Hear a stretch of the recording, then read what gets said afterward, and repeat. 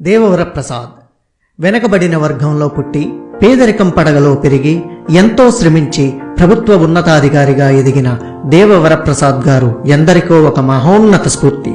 గలగలా పారే గోదారి గట్టున ఓ చిన్న మొక్కగా మొదలై ఎందరికో నీడనిచ్చే ఓ మహావృక్షంగా ఎదిగిన ఓ సేవామూర్తి ప్రస్థానమిది. వశిష్ఠ గోదావరి ఒడ్డున డిండి అనే ఓ మారుమూల గ్రామంలో దేవవరప్రసాద్ గారి ప్రయాణం మొదలైంది.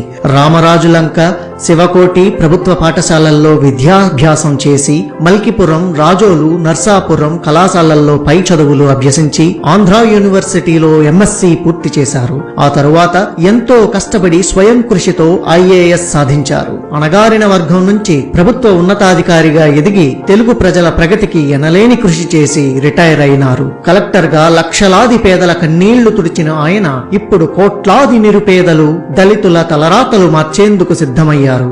జనం కోసం జీవిస్తేనే చరిత్రలో నిలుస్తావు అన్న అంబేద్కర్ మాటల స్ఫూర్తిని గుండెల్లో నింపుకొని ప్రజాసేవ అనే ఎజెండాతో రాజకీయ నాయకుడిగా సెకండ్ ఇన్నింగ్స్ మొదలుపెట్టారు. జనసేవలో మమేకం అయ్యేందుకు జనసేనతో నేను సైతం అంటున్నారు.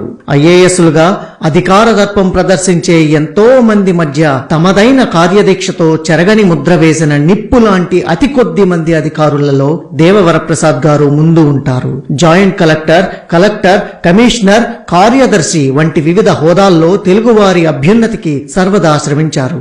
ఎస్సీ కార్పొరేషన్లో జోగినీలు, సఫాయి కర్మచారీల పునరావాసంలో విస్తృత చొరవ చూపారు. వారి సంక్షేమం కోసం ఎన్నో చర్యలు చేపట్టారు. కేంద్ర ప్రభుత్వ సంస్థలైన ఎన్ఎస్ఎఫ్డిసి, ఎన్ఎస్కేడిసి నుంచి పెద్ద ఎత్తున లోన్లు ఇప్పించి యువతకు ఉపాధి మార్గాలు చూపించారు. పౌర సరఫరాల శాఖ ద్వారా రేషన్ దుకాణాల్లో మొట్టమొదటిసారిగా ప్యాకెట్ల రూపంలో 9 నిత్యావసర సరుకుల సరఫరా అనే పథకం వెనుక ఉన్న మాస్టర్ మైండ్ ఆయనే. తెలుగు రాష్ట్రాల్లో ఎఫ్సిఐకి ధీటుగా రాష్ట్ర ప్రభుత్వం ధాన్యం సేకరించడంలో కీలక పాత్ర పోషించారు.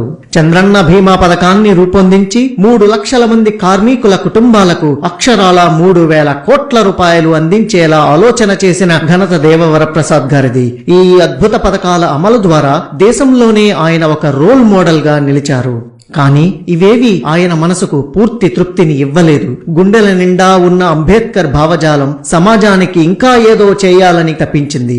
విలువలు, వ్యక్తిత్వం విషయంలో ఎన్నడూ రాజీ పడని ఈ విశ్రాంత అధికారి ఇప్పుడు తనకు ఎంతో సంతృప్తిని ఇచ్చే ప్రజాసేవను మరింత విస్తృతపరిచేందుకు రాజకీయ రంగం వైపు నడిచారు.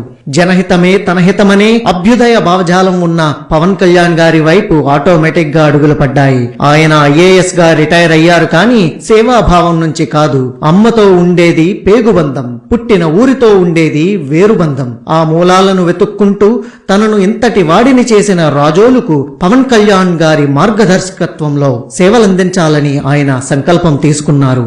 కోనసీమ అంటే చుట్టూ పచ్చని పైర్లు, వాటికి సైనికుల్లా కాపలా కాసే కొబ్బరి చెట్లు, పిల్ల కాలువలు, మైమరపించే పల్లె అందాలు గుర్తుకు వస్తాయి. అయితే ఇది నాణానికి ఒకవైపు మాత్రమే. ఇక్కడ చుట్టూ నీళ్లు, అలాగే జనానికి కూడా కళ్ల నిండా కన్నీళ్లు, బ్రతుకు నిండా కష్టాలు కూడా ఉన్నాయి. ప్రజల కష్టాలను తొలగించాలంటే స్థానిక పరిస్థితులు అర్థం కావాలి.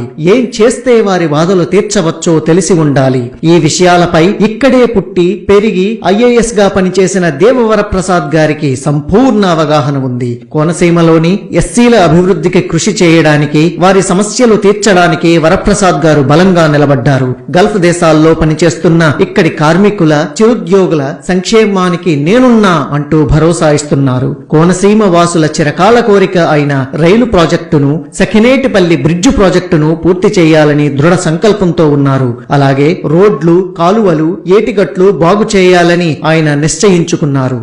కన్న తల్లి లాంటి కోనసీమ రుణం తీర్చుకోవటానికి ఈ గడ్డ మీద పుట్టిన బిడ్డగా మన ముందుకు వచ్చారు. మన ప్రాంత బాగు కోసం ప్రజలంతా ఆశీర్వదించి ఒక్క అవకాశం ఇచ్చి అసెంబ్లీకి పంపిస్తే కోనసీమను అభివృద్ధిలో అగ్రభాగాన నిలబెట్టగలిగే శక్తియుక్తులు కలవారు దేవవరప్రసాద్ గారు. కాబట్టి అభివృద్ధి, సంక్షేమాన్ని జోడెడ్ల బండిలా పరుగులు తీయించేందుకు కృత నిశ్చయంతో పవన్ కళ్యాణ్ గారి నాయకత్వంలో జనసేన అభ్యర్థిగా పోటీ చేస్తున్న దేవవరప్రసాద్ గారికి అండగా ఉండాలని రాజోలు ప్రజలకు పేరు పేరున ఇదే మా విజ్ఞప్తి.